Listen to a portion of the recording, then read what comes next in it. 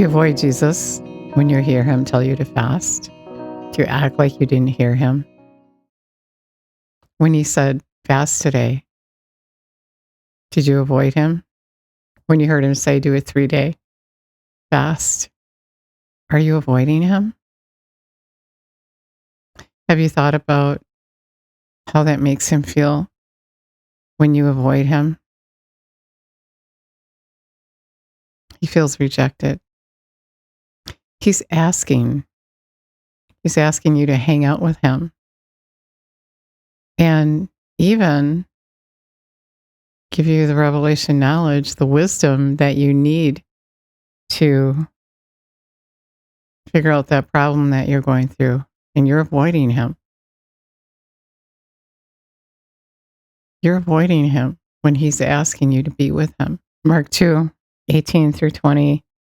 John's disciples and the Pharisees asked Jesus, we're fasting. How come your disciples aren't fasting? And Jesus said, can the wedding guests fast? Can they abstain from food and drink while the bridegroom is with them? As long as they have the bridegroom with them, they cannot fast. He's saying they can't. It's not possible, right? But the days will come when the bridegroom will be taken away from them, and they will fast on that day. So to be with Jesus, we need to fast. And so when you're avoiding him, you're saying, I don't want to be with you. And maybe you haven't thought of it that way because you're thinking of how hard it is to go without food.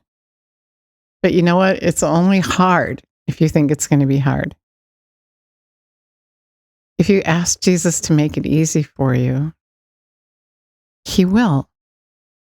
He may have you cut down on your food intake for a couple days before, so it's a little easier.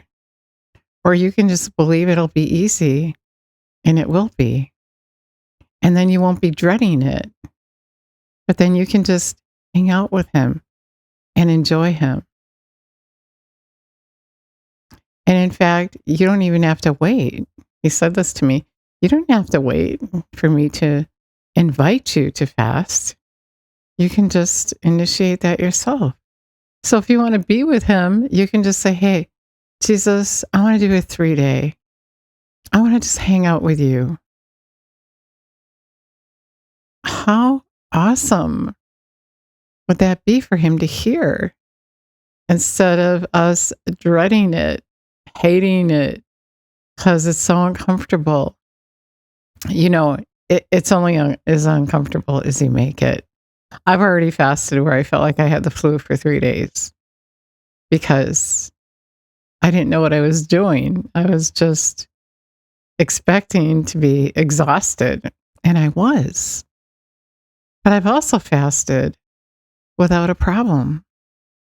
You can believe, you can have faith to go without food and just be with Jesus. Hear what he has to say. Find out what he's feeling. Jesus said this to me when I was dreading fasting. He said, fasting is being with me, so why are you dreading it? I'm calling you to be with me, and you're avoiding me. Is it because you love food more than me? Do we love food more than we love him? That's a question that we need to consider when we're avoiding him. Do I love this? Do I want this food more than I want him? He's waiting. He's knocking at the door of my heart, wanting to dine with me. And I'm saying, no. No, my flesh comes first. Don't ask me to fast. Please don't ask me to fast. Once you start your fast and you have Jesus so close to you and you feel so good and you have joy, happiness, peace, energy even from not overloading your body with food that you don't need. I mean, an excess of food can make you tired, lethargic, and digesting is tiresome. And it takes time and it takes energy and it takes away from Jesus' presence in your life. It takes away from that. And that's why he's asking you, hey, we need some time together. There's some things I want to show you. I want to give you some special attention. I need your attention. There's something I want to show you. Can you give me a couple days? Couple hours, even sometimes? Whatever he asks of you, will you do it? You know, we say we love the Lord our God with all our heart, all our soul, and all our mind. Yet, do we? Jesus is calling us to do that greater work, to cast out demons, lay hands on the sick. Those who believe will do that. And it takes having that time with him to even believe that you can do that he's empowered you to do that. You need to know where to go, what to do. And abstaining from food and all kinds of other activities gives him that time. You get the pleasure, really, of being with him. And so when you look at it from his perspective, he feels rejected. You're avoiding me. You're asking me this, and I want to give you the answer. You have this trouble going on, and I want to show it to you. Yet you're so preoccupied with all these other things. So I want to call you in closer so you can hear my voice, so you can know for sure what I'm saying to you. So you know, so you can know me more. I started to say, when we love the Lord our God with all our heart, all our soul, and all our mind, we're going to care about what he cares about. And it's as well that none should perish. And so he's calling us to bring in that harvest, to be that vessel. And that's going to take some time alone with him to get that right direction, to know how he's feeling, to know what he's thinking, to know exactly what he wants you to do, where he wants you to go, what he wants you to say.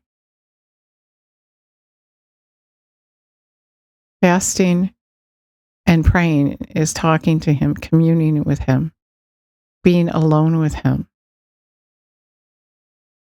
And he doesn't want you to avoid him. When he said that to me, I could tell he was hurt. Why are you avoiding me? Think of it. Don't let your flesh overtake you,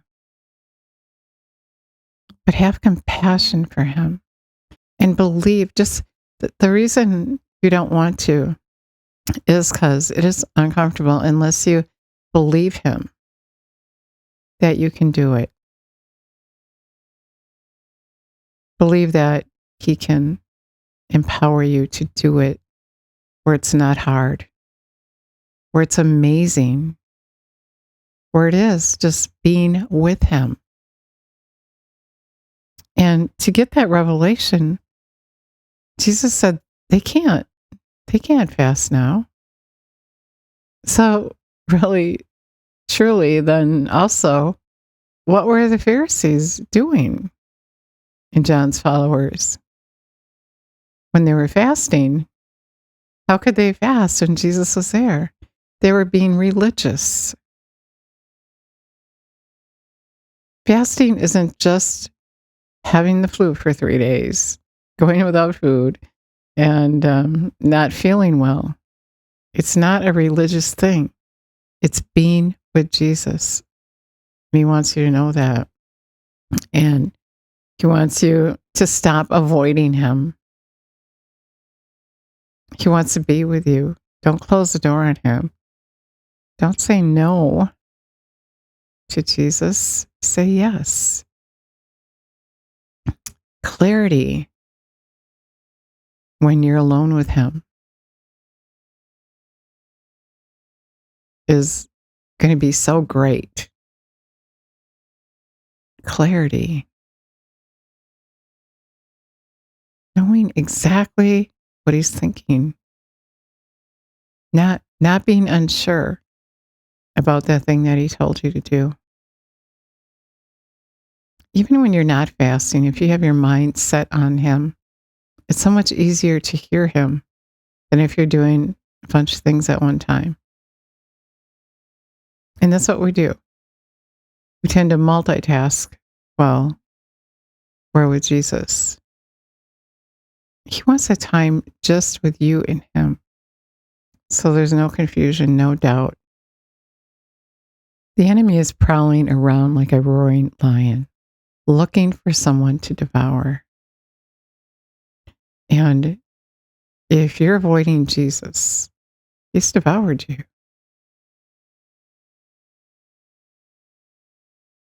And there's so much more that goes with that. But we'll save that for another time. But stop avoiding Jesus. And He said this to me as well. He said, you don't have to wait for me to invite you to fast. Why does He always have to initiate the fast?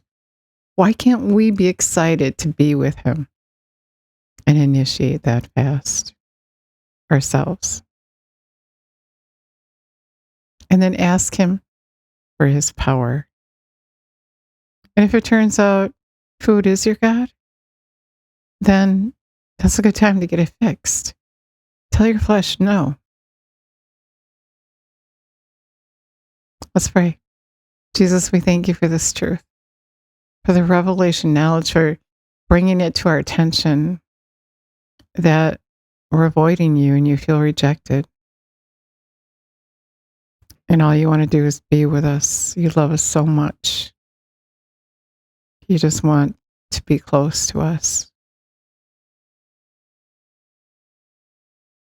Thank You for this word that You're giving us today. And we're going to commit to initiating that fast rather than waiting for You to invite us. We love You and praise You and give You all the glory. So I hope that you're going to commit to Him, that you prayed that prayer with me from your heart. Don't wait for Him. You initiate that fast.